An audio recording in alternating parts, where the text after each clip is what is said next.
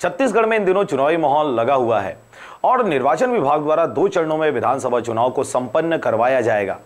नवंबर महीने में ही चुनाव संपन्न होने के मद्देनजर नामांकन फॉर्म भरने की प्रक्रिया शुरू हो चुकी है व राजनीतिक पार्टियों के प्रत्याशियों द्वारा नामांकन फॉर्म भरने का काम किया जा रहा है। इसी कड़ी में बिला विधानसभा क्षेत्र के प्रत्याशियों द्वारा अपने समर्थकों के साथ नामांकन दाखिल किया गया।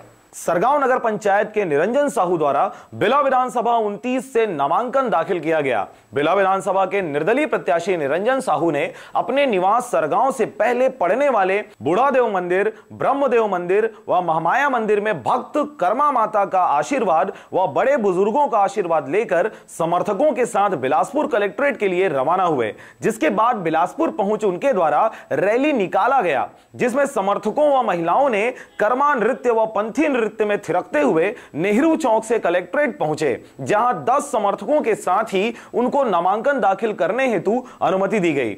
इसके साथ ही भारी मात्रा में समर्थकों के साथ नामांकन फॉर्म खरीदने पहुंचे बिल्हा विधानसभा के प्रत्याशी निरंजन साहू द्वारा भारी बहुमत हासिल कर क्षेत्र से विधायक बनने का दावा किया गया।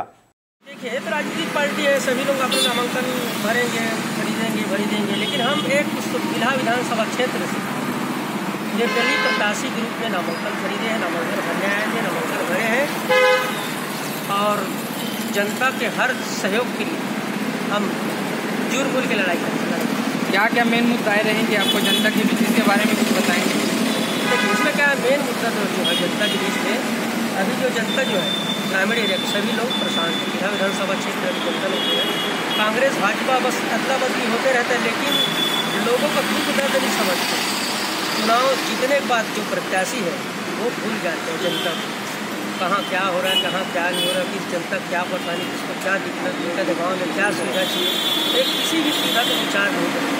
सिर्फ उन लोग पद पाने के बाद उनको सिर्फ आराम की जरूरत रहती है, सिर्फ आराम करने में व्यस्त रहते हैं, जनता के बीच में जाना पसंद नहीं करते।